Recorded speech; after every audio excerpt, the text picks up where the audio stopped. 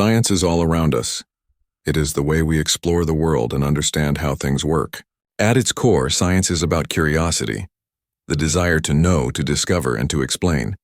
From the smallest atoms to the vast universe, science helps us answer questions like, why do things happen?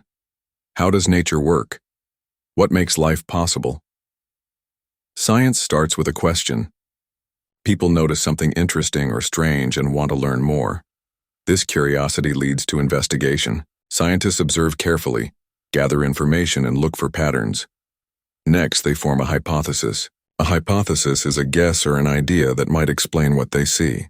Then they test this idea by doing experiments or collecting more data. This process is called the scientific method. The scientific method is a step-by-step way to find answers. It includes asking questions, making hypotheses, testing them, and then analyzing the results. If the results support the hypothesis, it becomes stronger. If not, scientists rethink and try again. Science is never about absolute certainty. It is always open to new evidence and better explanations. This is why science changes and grows over time. Science has helped us invent amazing things. It gave us electricity, medicine, computers, and much more. It improves our lives by solving problems and making the future brighter. But science is not just for experts. Everyone can be curious and explore. Asking questions and seeking answers is something anyone can do. Science is a journey, a continuous search for knowledge. It starts with wonder and leads to discovery. It invites us all to look closely, think deeply, and never stop asking why. Science connects us to the world and to each other. It teaches us to be patient, open-minded, and creative. Most of all, science shows us that curiosity is the spark that lights the way forward. This is science, the story of human curiosity and the endless quest to understand the world we live in. Have you ever wondered why things fall to the ground when you drop them? Why doesn't a ball float away into the sky? The answer is something called gravity. Gravity is a force. A force is a push or a pull that makes things move or change direction. Gravity pulls objects toward each other. On Earth, gravity pulls everything toward the center of the planet. A long time ago, people did not understand why objects fell. It was Sir Isaac Newton, a famous scientist, who first explained gravity clearly. One day, according to a popular story, Newton was sitting under an apple tree when an apple fell and hit the ground. This made him ask, why did the apple fall straight down and not sideways or up? Newton thought deeply and realized that the Earth must be pulling the apple toward it. Not only the apple, but the Earth pulls everything towards its center. This pulling force is what we call gravity. Gravity is what keeps us firmly on the ground. Without gravity, we would float away into space. Gravity also controls the movement of the moon around the Earth and the Earth around the sun. The strength of gravity depends on two things: the mass of objects and the distance between them. Mass means how much matter or stuff is inside an object. The more mass an object has, the stronger its gravity. Earth is very big, so it has strong gravity. The further two objects are from each other, the weaker the gravity between them. That is why astronauts float in space. They are far from Earth's strong gravity. Gravity is invisible, but we can feel it every day. When you jump, gravity pulls you back down. When you drop a pencil, gravity pulls it toward the floor. Gravity is one of the fundamental forces that make our universe work. It shapes planets, stars, and galaxies. Without gravity, there would be no Earth, no life, and no you watching this video. So next time you see something fall, remember it is gravity at work, the invisible force pulling everything toward each other, holding us all together.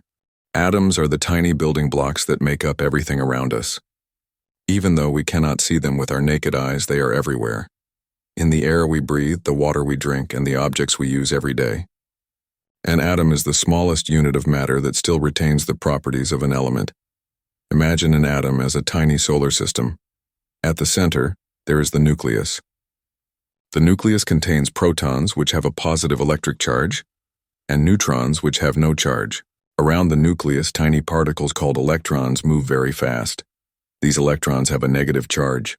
The number of protons in an atom's nucleus determines which element it is. For example, hydrogen has 1 proton, oxygen has 8, and gold has 79. This number is called the atomic number, and it defines the element's identity. Even though atoms are extremely small, so small that millions could fit on the head of a pin, they have complex structures. Electrons orbit the nucleus in layers called shells or energy levels. These shells help determine how atoms interact with each other. Atoms join together by sharing or exchanging electrons. This joining is called a chemical bond. When atoms bond, they create molecules. For example, two hydrogen atoms bond with one oxygen atom to make a water molecule. Molecules can be simple or very complex, like the molecules in our bodies that carry out life's functions. Scientists use special tools like electron microscopes to study atoms because they are too small for regular microscopes. These tools allow us to understand how atoms behave and how materials are formed. Even though atoms are invisible to us, their behavior affects everything we see and touch. Understanding atoms helps us create new materials, medicines, and technologies. In conclusion, the invisible world of atoms is a fascinating and important part of science. Though tiny, atoms make up the entire universe and the many things within it. Air is all around us. It fills the space we live in. But can we see air? The answer is no. Air is invisible. We cannot see it with our eyes. But that does not mean it is not there. Air is made up of many gases. The main gases are nitrogen, oxygen, and a small amount of other gases. Nitrogen makes up about 78% of air. Oxygen makes about 21%. The rest includes gases like carbon dioxide, argon, and others. Even though air is invisible, we can feel it. When the wind blows, we feel the air moving. When we breathe, air enters and leaves our lungs. This shows air is real and important for life. We use air every day. Cars need air for their engines. Plants need air for photosynthesis. Animals and humans need oxygen and air to live. Sometimes we can see air in a way. When air is very hot, it rises and creates heat waves. These waves look like ripples in the air above a hot road. Another example is steam or smoke. Steam is water vapor, which is a gas. When water vapor cools down, it forms tiny drops we can see as mist or fog. Air pressure is another important part of air. Air pushes down on everything because of its weight. This push is called air pressure. We feel air pressure when we hear the wind or when our ears pop on a plane. Even though we cannot see air, we know it is there because of what it does. Air moves, pushes, and supports life on Earth. In conclusion, air is invisible but everywhere. It is made of many gases that keep us alive. We cannot see air, but we can feel and use it every day. Time is something we all experience every day. We measure it with clocks and calendars. But what exactly is time? Scientists still don't have a complete answer. Time is one of the biggest mysteries in science. We often think of time as a line that moves forward. The past is behind us, the future is ahead, and the present is right now. But time is not just a simple line. It is connected to space, and together they form what scientists call space-time. Space-time is the idea that space and time are linked in a four-dimensional system. This means that time is not separate from the three dimensions of space. Instead, time and space affect each other. For example, according to Einstein's theory of relativity, time can move slower or faster depending on how fast something is moving or how strong gravity is around it. One example of this is time slowing down near very heavy objects like black holes. The gravity is so strong there that it changes the way time flows. This is called time dilation. Even though time feels constant to us on a scientific level, time is flexible. This idea changes how we understand the universe. It means that time is not the same everywhere and for everyone. Another mystery about time is why it seems to always move forward. This is called the arrow of time. Why do we remember the past but not the future? Why do things get older and not younger? Scientists think this is connected to something called entropy. Entropy is a measure of disorder. Over time, entropy increases, which means things naturally go from order to disorder. Time also plays an important role in quantum physics, the science of very tiny particles. At this level, time might behave very differently, but scientists are still trying to understand how. In short, time is more than just seconds ticking on a clock. It is a deep, complex part of the universe that connects with space, gravity, and the smallest particles.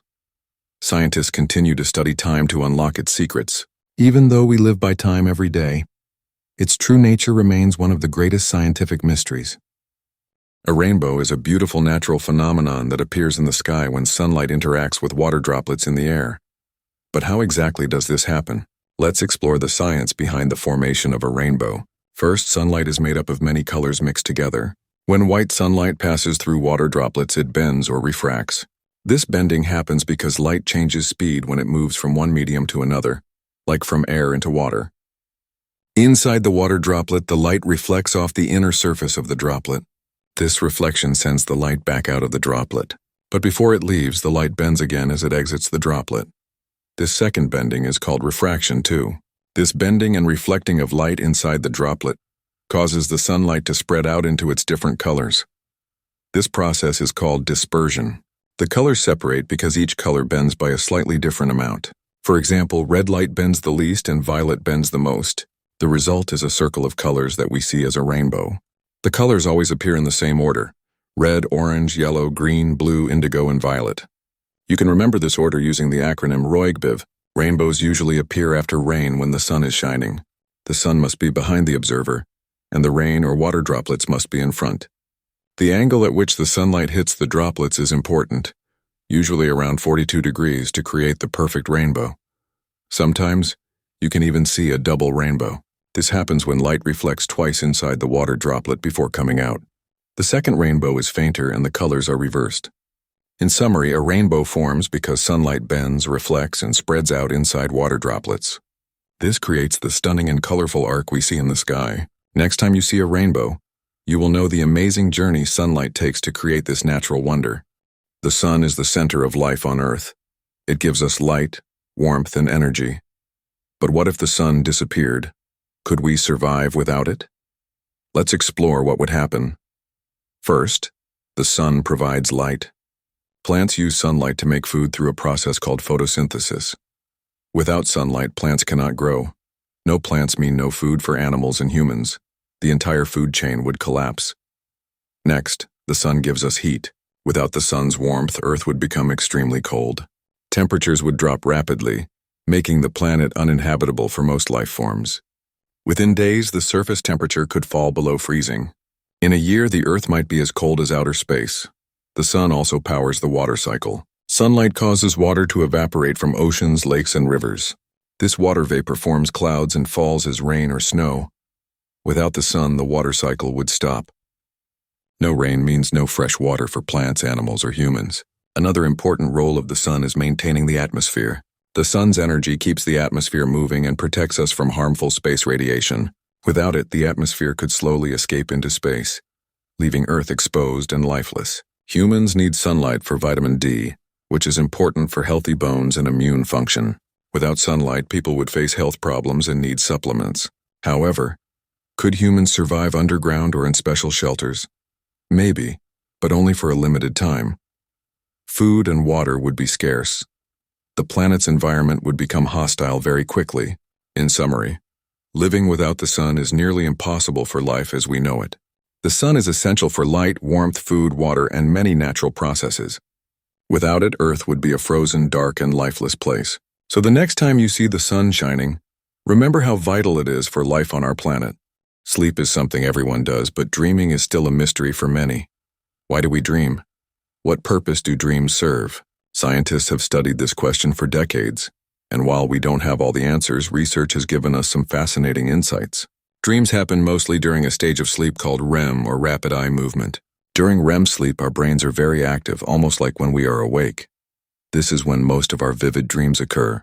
One popular idea is that dreams help our brains process emotions and memories. When we sleep, our brain sorts through the information we gathered during the day. Dreams might be a way to practice dealing with difficult emotions or problems. They can also help us remember important things by organizing memories. Another theory is that dreams help our brain stay flexible and creative. When we dream, our brain makes new connections between ideas. This can lead to creative thinking and problem solving when we are awake. Some famous inventions and ideas came to people in dreams. Dreams may also serve a biological purpose. Some researchers believe that dreaming helps keep the brain healthy by exercising neural pathways. It may also help with brain development, especially in babies and children. Sometimes dreams feel strange or scary. Nightmares may happen when the brain is trying to work through stress or anxiety. They can be unpleasant, but they might help us prepare for real-life dangers. Even though scientists have learned a lot, the full purpose of dreams is still not completely understood. Dreaming remains one of the most intriguing parts of the human experience. In summary, dreams are important for emotional health, memory, creativity, and brain function. They allow our minds to rest, process, and grow while we sleep. So next time you wake up from a dream, remember, it's your brain working hard even while you rest. Time travel has always been a popular idea in books, movies, and science fiction. But is it really possible to travel through time? Let's explore what science says about time travel.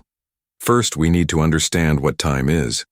Time is how we measure the sequence of events, past, present, and future. Normally, time flows in one direction, from the past to the present and then into the future. This is called the arrow of time. Now, according to Albert Einstein's theory of relativity, time is not absolute. It can change depending on speed and gravity. This means that time can move faster or slower depending on certain conditions. For example, if someone travels near the speed of light, time for that person slows down compared to someone who is standing still.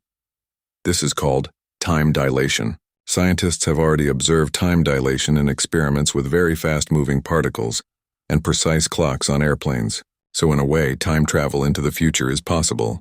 If you travel very fast or near a strong gravitational field, you could experience time slower than others and arrive in the future.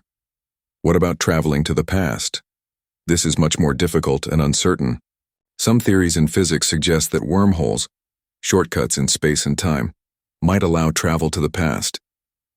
But wormholes are only theoretical and have not been proven to exist. Another problem with traveling to the past is the famous grandfather paradox. If you went back in time and changed something important, like preventing your grandparents from meeting, you might never be born. This creates logical contradictions and makes past time travel very complicated. Scientists continue to study time and space to understand if time travel could become possible someday. Right now, time travel to the future using time dilation is real and has been tested, but time travel to the past remains a mystery. In summary, traveling forward in time is possible according to science, but traveling back in time is still a question for future discoveries. Time travel might not just be science fiction. It could be part of our reality in ways we are just beginning to understand. Thank you for watching. DNA is the blueprint of life. It contains all the instructions that make every living thing unique. But how does this tiny molecule carry such powerful information? The answer lies in its secret language. DNA is made up of 4 chemical bases: adenine, thymine, cytosine, and guanine. These bases are like letters in an alphabet.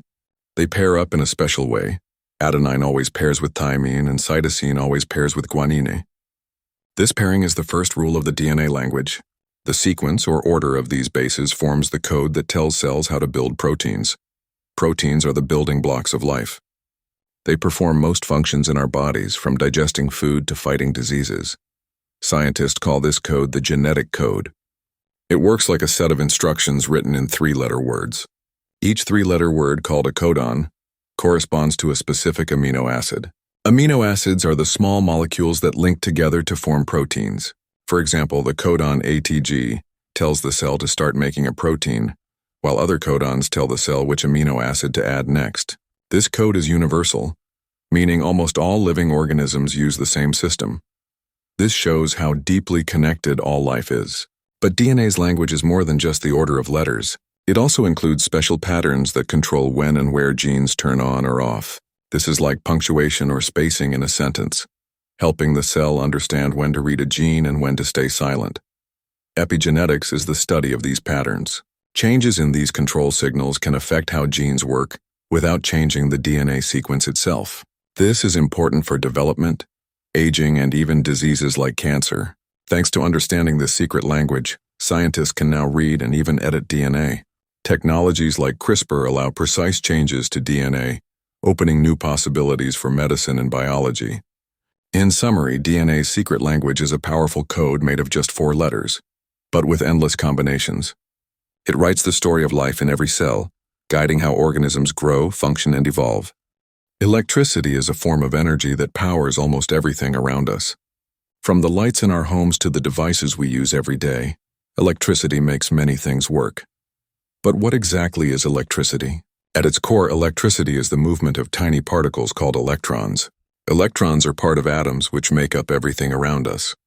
When electrons move from one atom to another, they create an electric current. This electric current is what we call electricity. There are 2 main types of electricity.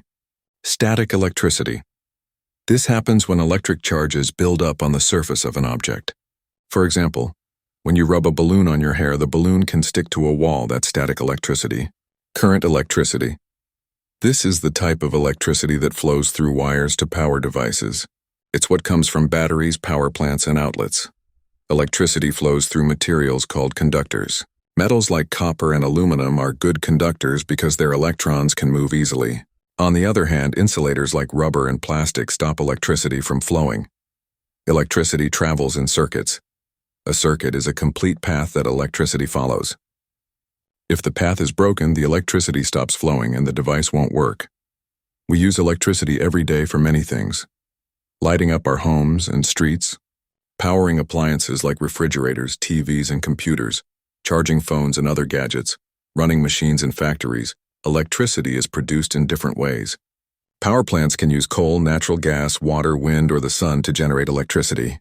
Renewable sources like wind and solar are becoming more popular because they don't pollute the environment.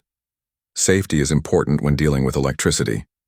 Because it involves moving charges, electricity can be dangerous if not handled correctly. That's why electrical wires are covered in plastic, and why we avoid touching electrical devices with wet hands. In short, electricity is the movement of tiny particles called electrons. It flows through circuits and powers the world around us. It's a powerful energy source that makes modern life possible. Airplanes are amazing machines that allow people to travel long distances quickly. But have you ever wondered how airplanes can stay in the air? How do they fly? Today, we will explain this in a simple way. First, let's talk about the four main forces that affect an airplane in flight. These are lift, weight, thrust, and drag. Lift is the force that pushes the airplane upward. It helps the airplane rise into the sky and stay up. Lift is created by the airplane's wings. Weight is the force of gravity pulling the airplane down toward the earth. The airplane's weight tries to bring it back to the ground. Thrust is the force that moves the airplane forward. It is produced by the airplane's engines. Drag is the force that slows the airplane down. It happens because of air resistance pushing against the airplane. For an airplane to fly, the lift must be greater than the weight, and the thrust must be greater than the drag. Now, how is lift created? Airplane wings are designed in a special shape called an airfoil. The top of the wing is curved and the bottom is flatter. When the airplane moves forward, air flows over and under the wings. The air moves faster over the top of the wing and slower underneath. This difference in airspeed causes lower pressure on top of the wing and higher pressure below it. The higher pressure under the wing pushes the airplane upward. This upward force is called lift. Next, the airplane's engines provide thrust. The engines push or pull the airplane forward through the air. As the airplane speeds up, more air flows over the wings, increasing lift. At the same time, drag works against the airplane. It is like the air pushing back on the airplane, trying to slow it down. The airplane is built to be smooth and streamlined to reduce drag and fly efficiently. Finally, weight pulls the airplane down. Pilots must control the plane to keep the right balance between lift and weight to stay in the air safely. In summary, airplanes fly because their engines provide thrust to move forward, wings create lift to push them upward, and pilots control the forces of drag and weight. This balance of forces allows airplanes to soar through the sky and take us to many places around the world. Have you ever looked up on a clear day and wondered, why is the sky blue? It's a question many people ask. And the answer is actually a mix of sunlight and how our atmosphere works. Sunlight, which looks white to us, is actually made up of many colors. You can see these colors when light passes through a prism or during a rainbow. The colors range from red, orange, yellow, green, blue, indigo to violet. Each color has a different wavelength, which means they travel in waves of different lengths. When sunlight enters Earth's atmosphere, it meets molecules of air and tiny particles. These particles scatter the sunlight in all directions. This scattering is not the same for all colors. Blue light waves are shorter and smaller, so they scatter much more than the longer red light waves. Because blue light scatters more, it spreads across the sky and reaches our eyes from every direction. That's why the sky looks blue during the day. At sunrise and sunset, the sky changes color. This happens because the sun is lower in the sky, and its light has to travel through more atmosphere. The blue light scatters away early, leaving behind the reds and oranges that paint the sky with beautiful colors. If Earth had no atmosphere, the sky would look completely black even during the day, like in space. The atmosphere is what gives us the colors we see. In summary, the sky appears blue because of the way sunlight interacts with the air and scatters blue light in all directions. It's a simple but amazing natural effect that happens every day. Water is one of the most common and important substances on Earth. We use it every day for drinking, cooking, cleaning, and many other purposes. But have you ever wondered if water can catch fire? At first thought, it might seem impossible. After all, water is used to put out fires. Firefighters spray water to cool down flames and stop them from spreading. So, can water itself catch fire? The simple answer is no.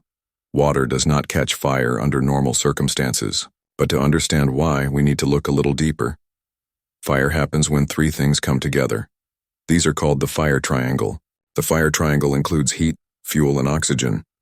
Heat is needed to start a fire. Fuel is the material that burns like wood or gasoline. Oxygen helps the fire keep burning. Water is made up of two elements, hydrogen and oxygen.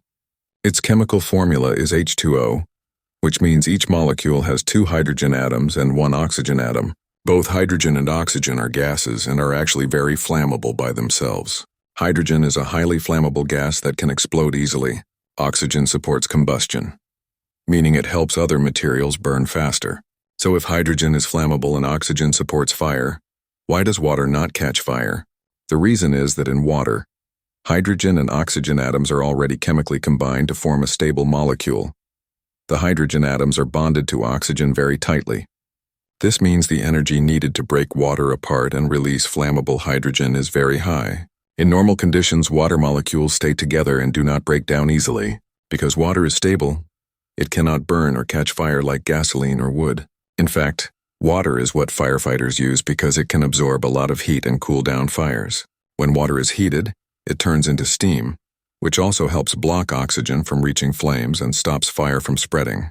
However, there are some special cases involving water and fire. For example, hot water vapor or steam can cause burns, but it does not burn itself. Also, when water mixes with certain chemicals like some metals such as sodium or potassium, a reaction can happen that produces hydrogen gas. That hydrogen gas can catch fire or explode. But this is not water itself catching fire. It is a chemical reaction producing flammable gas. In summary, water itself does not catch fire because it is a stable chemical compound. It does not act as fuel, and it helps stop fires instead of starting them.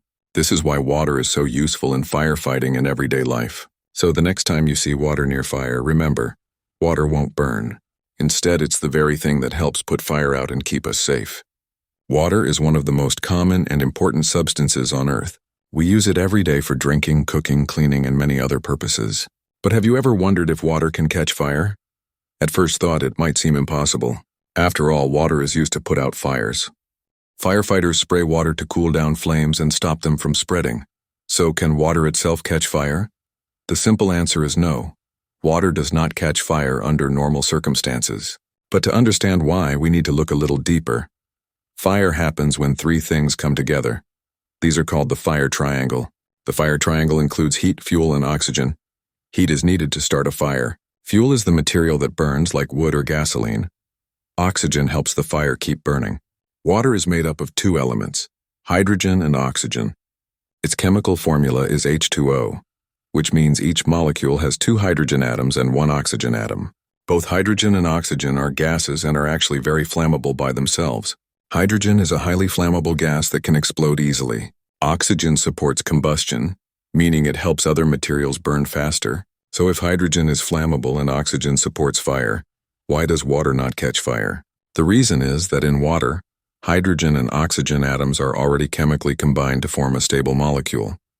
The hydrogen atoms are bonded to oxygen very tightly.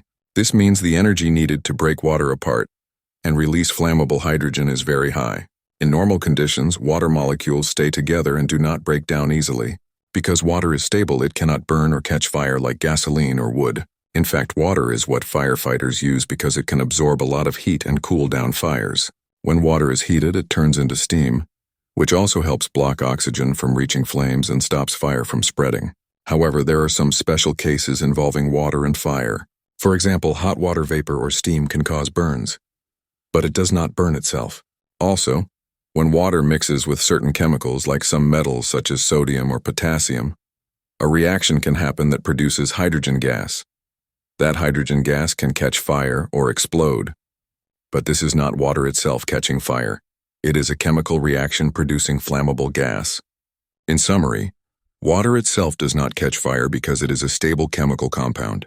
It does not act as fuel, and it helps stop fires instead of starting them. This is why water is so useful in firefighting and everyday life. So the next time you see water near fire, remember, water won't burn. Instead, it's the very thing that helps put fire out and keep us safe. Volcanoes are openings in the Earth's surface where hot molten rock, gas, and ash escape from inside the planet. These natural features have been shaping our world for millions of years. Understanding how volcanoes work helps us learn more about the Earth's inner layers and its powerful forces. Deep beneath the Earth's crust, the rock is so hot it melts into liquid called magma.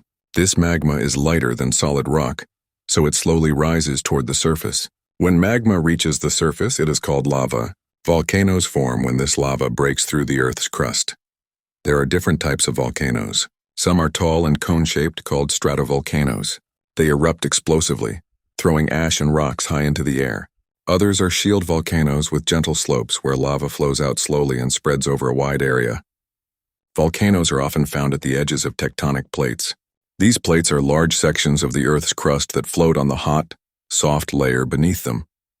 When plates move, they can collide, pull apart, or slide past each other. At these boundaries, magma can find its way to the surface and create volcanoes. Some volcanoes erupt suddenly, while others may be dormant for years before waking up again. Scientists study signs like earthquakes, gas emissions, and ground movement to predict volcanic eruptions. This helps keep people safe by giving early warnings. Volcanoes also create new land and enrich soil with minerals, making areas around them fertile. Famous volcanic islands like Hawaii were formed by lava flowing into the ocean over thousands of years. In summary, volcanoes are powerful openings where magma escapes from inside the Earth. They shape the planet's surface, create new land, and remind us of the dynamic forces beneath our feet. Plants need food to grow just like animals do, but unlike animals, plants don't eat other living things. Instead, they make their own food. How? By using light from the sun. This amazing process is called photosynthesis. Photosynthesis happens mainly in the leaves of the plant. Leaves have a special green pigment called chlorophyll. Chlorophyll captures sunlight and uses its energy to help make food. Plants take in three main things to make food: sunlight, water, and carbon dioxide. Water comes from the soil and is absorbed through the roots. Carbon dioxide is a gas in the air, which plants take in through tiny openings in the leaves called stomata.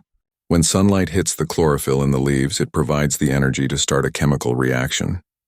This reaction uses water and carbon dioxide to create glucose, a type of sugar. Glucose is the food that plants use for energy and growth. During this process, oxygen is also produced as a byproduct. This oxygen is released into the air through the stomata. This is very important because it provides oxygen for animals and humans to breathe. So in simple words, photosynthesis means using sunlight to turn water and carbon dioxide into food and oxygen. This process helps plants grow and gives us the oxygen we need to live.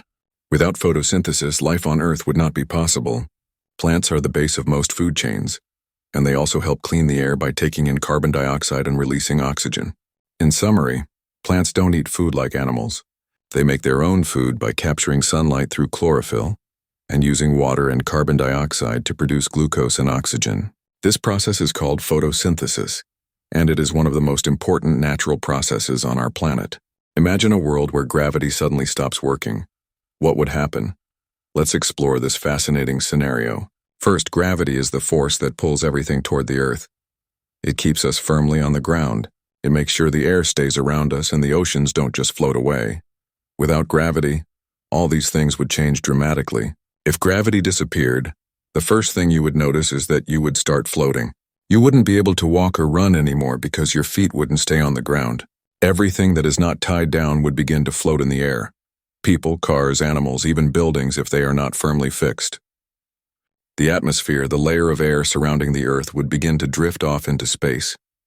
This means we would lose the air we breathe, making it impossible to survive for long. Oceans, lakes, and rivers would also lose their shape and start to float away as large blobs of water. Without gravity to hold it down, water would not stay in the oceans or in rivers.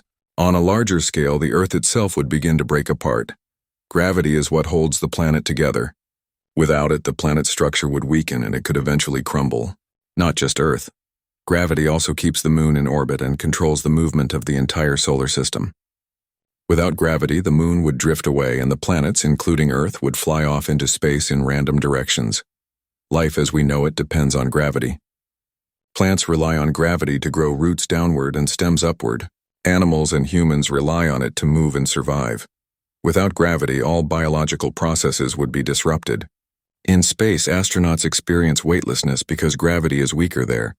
But this is controlled and temporary. If gravity disappeared suddenly on Earth, the results would be catastrophic and chaotic. So gravity might seem invisible, but it is one of the most important forces that make life possible. Without it, the world as we know it would not exist. This simple force keeps everything together: our bodies, the Earth, the solar system, and the universe. The human brain is one of the most complex and powerful organs in the known universe. It is often called nature's supercomputer because of its incredible ability to process information, control the body, and create thoughts, emotions, and memories. The brain weighs about 3 pounds but contains around 86 billion nerve cells, called neurons. These neurons connect with each other through trillions of connections called synapses. This vast network allows the brain to send and receive signals at lightning speed. Every second, the brain processes massive amounts of information from the 5 senses: sight, sound, touch, taste, and smell. It interprets this information and helps the body react quickly and appropriately. For example, when you touch something hot, the brain instantly tells your hand to pull away to avoid injury. The brain is divided into several parts, each with a special role. The largest part is the cerebrum. It controls thinking, memory, emotions, and voluntary movements like walking or talking. The cerebellum, located under the cerebrum, helps with balance and coordination. The brainstem controls basic life functions like breathing, heartbeat, and digestion. One amazing feature of the brain is its ability to learn and adapt. This quality is called neuroplasticity. When we learn something new, our brain forms new connections and strengthens existing ones. This is why practicing skills or studying regularly helps us get better at them. The brain also stores memories by creating patterns of connections between neurons. Short-term memories hold information for a few seconds or minutes. Long-term memories can last for years or even a lifetime. This ability to remember is essential for learning, decision-making, and recognizing the world around us. Energy use by the brain is remarkable. Although it makes up only about 2% of body weight, the brain uses around 20% of the body's total energy.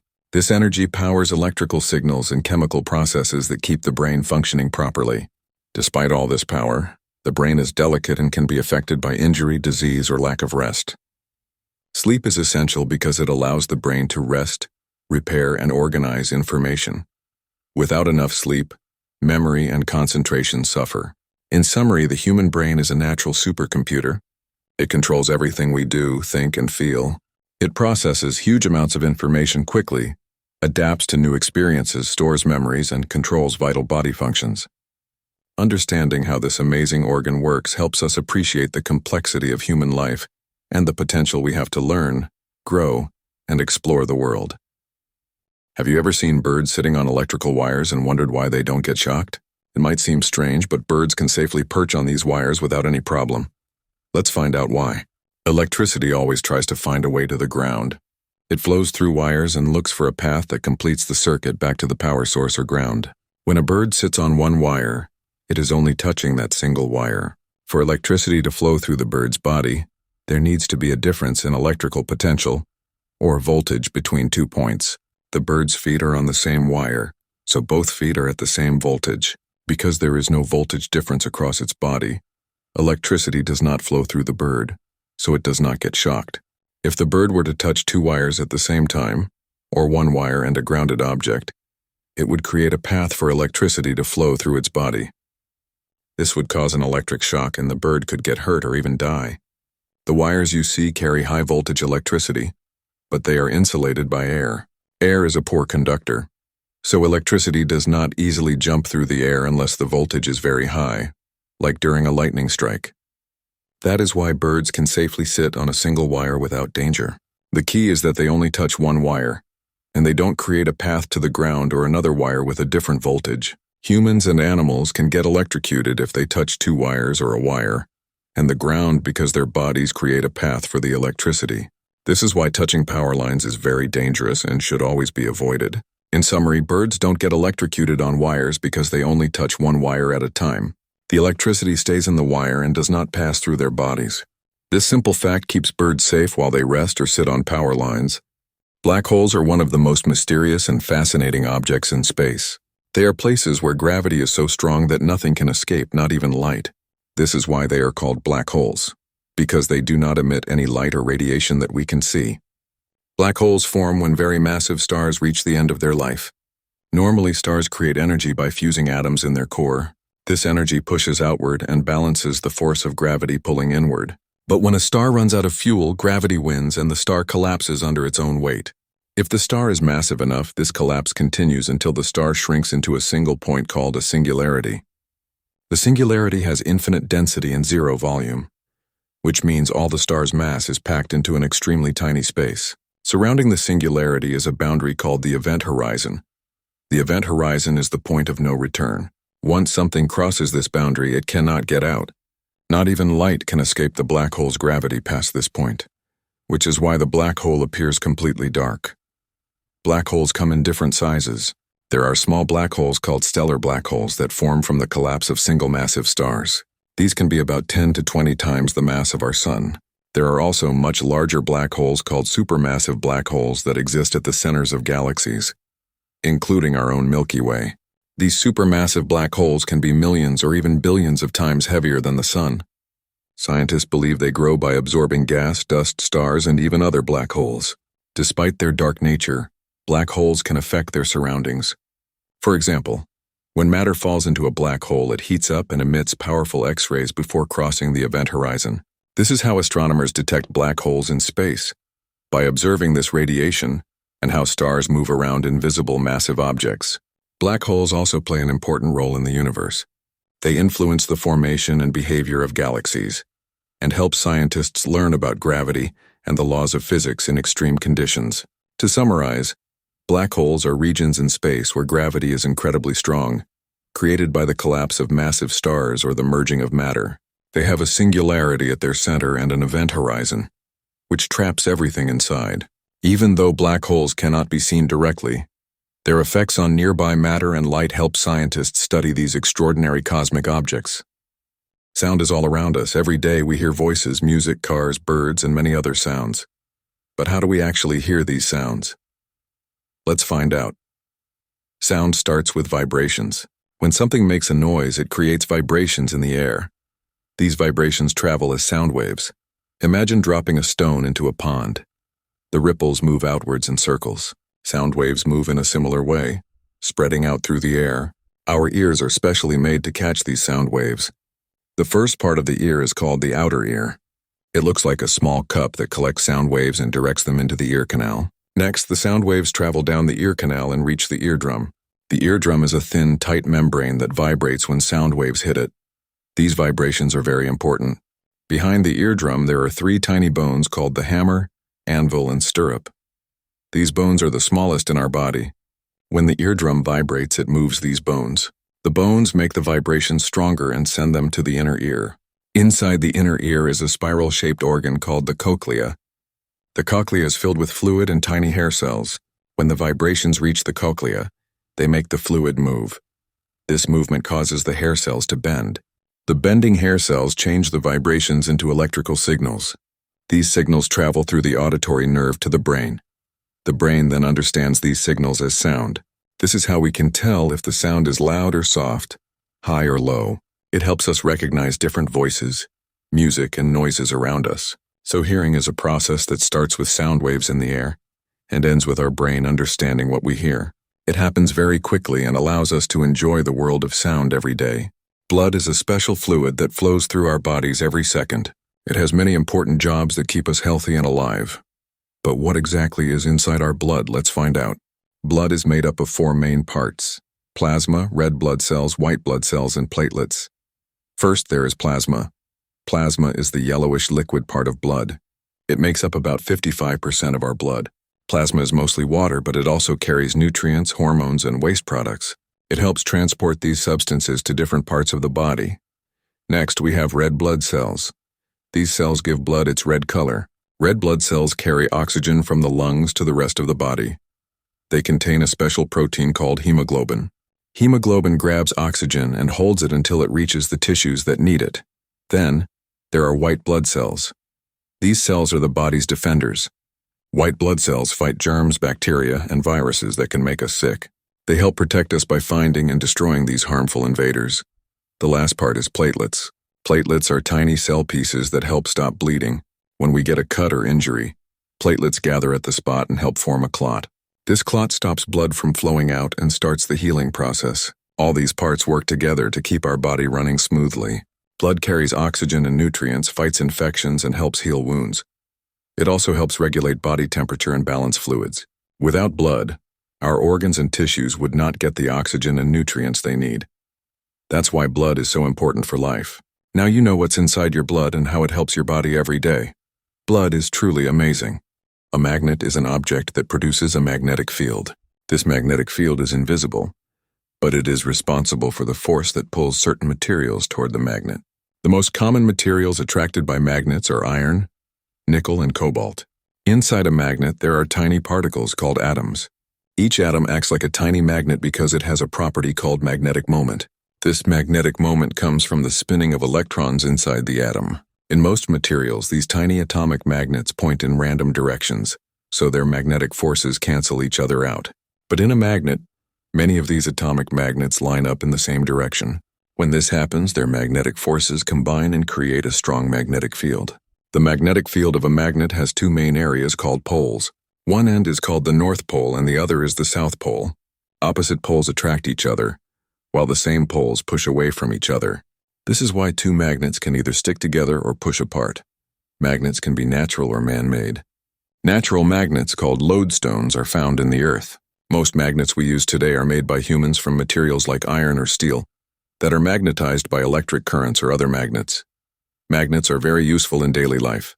They are used in electric motors, generators, speakers, and even in credit cards. They help create electricity, store data, and allow machines to work. In summary, magnets work because of the alignment of tiny atomic magnets inside them, creating a magnetic field that attracts or repels certain materials. This invisible force has many important uses in technology and everyday life. Robots and artificial intelligence have become a big part of our lives. We see robots doing many tasks, from cleaning our homes to helping doctors in hospitals. But the question is, can robots think like humans? First, let's understand what it means to think like a human. Humans can solve problems, feel emotions, learn from experiences, and make decisions based on many factors. Our thinking is connected to our brain, memories, and feelings. Robots, on the other hand, work using computer programs. These programs tell robots what to do step by step. This is called programming. Robots follow these instructions exactly as they are given. With advances in artificial intelligence, robots can now learn from data. This is called machine learning. For example, a robot can look at many pictures of cats and dogs and learn to tell them apart. But this learning is different from human learning. Humans learn in many ways, by seeing, touching, feeling, and understanding emotions. Robots only learn from data given to them. They do not have feelings or consciousness. Some robots can talk, answer questions, and even play games. This is because of smart software and lots of data.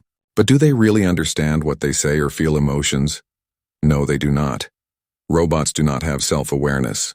They cannot think about their own thoughts or have dreams like humans. They do not have desires or beliefs. They only do what they are programmed or trained to do. So while robots can do many smart things, they do not truly think like humans. Their thinking is based on rules, patterns, and data, not feelings or experiences. In the future, robots might become even smarter. Researchers are working to make robots more human-like. But real human thinking is very complex. It is connected to the brain, body, and emotions, something robots do not have. In conclusion, robots can perform many tasks and learn from data, but they cannot think like humans in the real sense. They do not have emotions, self-awareness, or true understanding. Thank you for watching. If you enjoyed this video, please like and subscribe for more simple explanations about technology and science. Light is one of the fastest things in the universe. It travels at a constant speed, which we call the speed of light. But what exactly is this speed and why is it important? The speed of light in a vacuum is about 299,792,458 meters per second. That is nearly 300 million meters every second. To imagine this, light can travel around the Earth almost 7.5 times in just 1 second. Light moves so fast that it is hard to grasp. When you turn on a light bulb, the room seems to light up instantly. This happens because light reaches your eyes almost immediately. The speed of light is usually represented by the letter c in physics. This value is not just a number, it is one of the fundamental constants of nature. This means the speed of light does not change no matter where you are in the universe. Why is the speed of light important? For one, it helps scientists understand how the universe works. Many theories, including Albert Einstein's theory of relativity, depend on this speed being constant. Einstein's theory says that nothing can travel faster than the speed of light. This speed acts like a cosmic speed limit. Because of this, information and matter cannot move faster than light. The speed of light also helps us measure distances in space. Instead of kilometers or miles, scientists use a light year, which is the distance light travels in 1 year. 1 light year equals nearly 9.46 trillion kilometers. Knowing the speed of light helps astronomers figure out how far away stars and galaxies are. When we look at stars, we see light that left them many years ago. This means we are actually looking into the past. In everyday life, light speed matters in technology too. For example, fiber optic cables use light to send information quickly over long distances. This technology makes fast internet and communication possible. In summary, the speed of light is about 299,792,458 meters per second. It is a constant, universal speed that helps us understand the universe and build important technology. Light is not only fast, it is the key to unlocking many mysteries of space and time. Understanding the speed of light helps us learn about how everything around us works. Have you ever wondered why we yawn? Yawning is something everyone does, but scientists are still studying why it happens. Let's explore the reasons behind yawning. Yawning usually happens when we are tired or bored. It often feels like our body needs a big breath of fresh air. But yawning is more than just a sign of sleepiness. One common idea is that yawning helps cool down the brain. When we yawn, we take in a deep breath of air. This air cools the blood flowing to the brain. A cooler brain works better and helps us stay alert. Yawning also helps increase oxygen in the blood. When we take a deep breath, more oxygen enters our lungs and then our blood. At the same time, yawning helps remove carbon dioxide from the body. This keeps the balance of oxygen and carbon dioxide healthy. Another interesting fact is that yawning is contagious. If you see someone yawn, you might yawn too. This happens because yawning is linked to empathy. When we see others yawn, our brain connects to their feelings and copies their action. This helps build social bonds between people. Yawning can also stretch the lungs and tissues in the throat. This stretch helps us feel more awake and ready to move. It is like a small exercise for our body. Sometimes yawning happens even if we are not tired or bored. It can be a sign that our body needs to relax or reset. For example, during stressful moments, yawning can help calm the body. In some cases, too much yawning can show a health problem. If someone yawns too often, it might mean they have a medical condition, like sleep disorders or heart problems. But most yawning is normal and harmless. In summary, yawning is a natural action that helps cool the brain, balance oxygen, connect with others, and keep us alert. It is a simple but important part of how our body works. So next time you yawn, remember, it's your body's way of helping you feel better and stay awake. Water is something we use every day. We boil it to make tea, coffee, or to cook food. But have you ever wondered what happens if you boil water in space? Space is very different from Earth. It has no air pressure and almost no gravity. So boiling water in space is not the same as boiling it here on Earth. First, let's talk about boiling water on Earth. When you heat water, the temperature rises. At 100 degrees Celsius or 212 degrees Fahrenheit, water starts to boil. Boiling means water turns into steam or gas.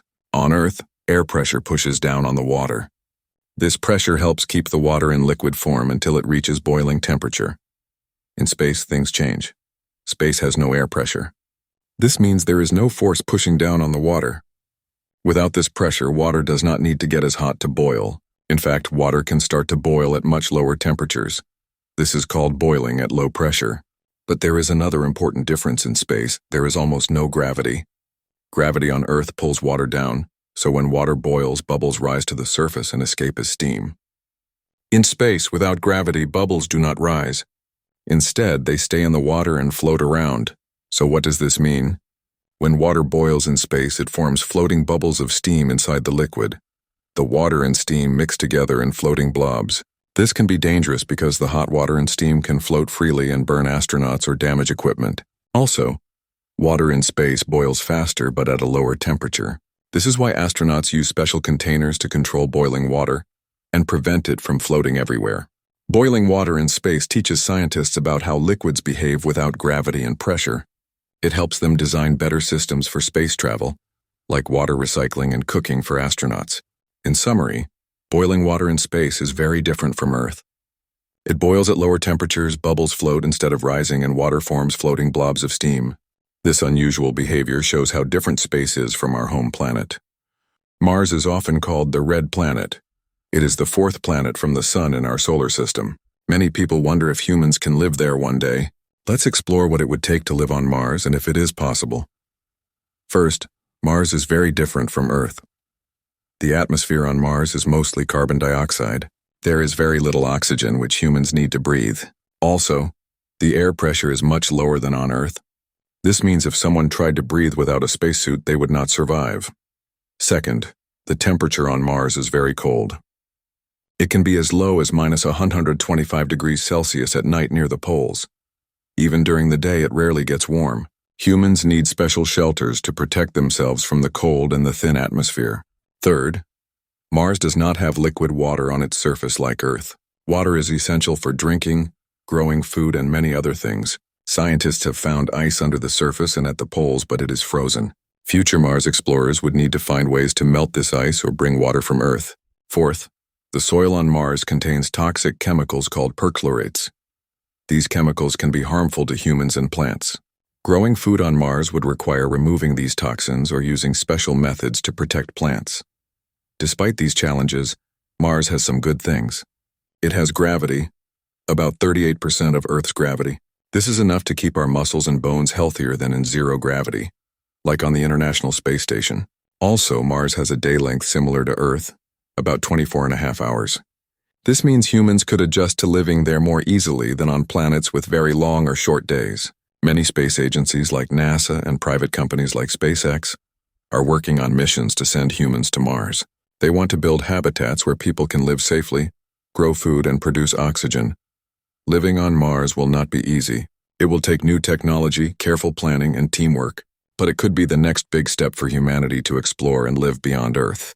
In summary, living on Mars is possible in the future but requires solving many problems like air, water, temperature, and food. Scientists and engineers are working hard to make this dream come true. Thank you for watching. Quantum physics is a branch of science that studies the tiniest parts of our universe, things like atoms, electrons, and even smaller particles. It helps us understand how these tiny particles behave and interact. Unlike the regular physics we learn about things like balls rolling or cars moving, quantum physics looks at a strange and different world where the rules are not the same. At the core of quantum physics is the idea that particles can act like both particles and waves. Imagine a tiny particle, like an electron. Sometimes it behaves like a tiny ball, and other times it behaves like a wave that spreads out. This is called wave-particle duality. Another important idea is quantum superposition. This means that a particle can be in many states at once. For example, an electron can be spinning both up and down at the same time until we measure it. Only when we check does it choose one state. There is also the concept of quantum entanglement. This is when two particles become linked so closely that the state of one instantly affects the state of the other, even if they are very far apart. This puzzled scientists because it seems like information is traveling faster than light, which is not possible in normal physics.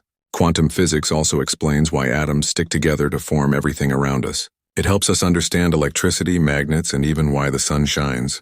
This science is the basis for many modern technologies like computers, smartphones, lasers, and even medical imaging devices like MRI machines. Even though quantum physics is very strange and hard to imagine, it is one of the most accurate and tested theories in science. It has changed how we see the universe and opened new paths for technology and discovery. In summary, quantum physics is the study of the tiny particles that make up everything. It shows us a world where particles can be waves, exist in multiple states, and connect instantly over long distances. This strange world is the foundation for many important technologies we use today. Leaves are green because of a chemical called chlorophyll. Chlorophyll helps trees make food from sunlight. This process is called photosynthesis. During spring and summer, chlorophyll is very strong, so leaves stay green. When autumn comes, the days get shorter and the temperature gets cooler. Trees start to prepare for winter. They stop making chlorophyll and the green color begins to fade. As the green color disappears, other colors in the leaves become visible. These colors were always there but hidden by the green chlorophyll. There are three main colors that appear: yellow and orange. These come from chemicals called carotenoids. Carotenoids are also found in carrots and pumpkins. They give leaves bright yellow and orange colors, red and purple. These colors come from a chemical called anthocyanin. Unlike carotenoids, anthocyanins are made by the tree in the fall. They help protect leaves from the cold and help the tree save nutrients. Brown. When leaves dry out and die, they turn brown. This color comes from tannins, a waste product left in the leaves. Different trees show different colors because of the types and amounts of these chemicals. Weather also affects the colors. Sunny days and cool nights make red and purple colors stronger. Finally, when the tree finishes saving nutrients, the leaves fall off. This helps the tree survive the cold winter without losing water. In summary, leaves change color because trees stop making chlorophyll in the fall. This reveals other colors and creates the beautiful autumn scenery we all enjoy.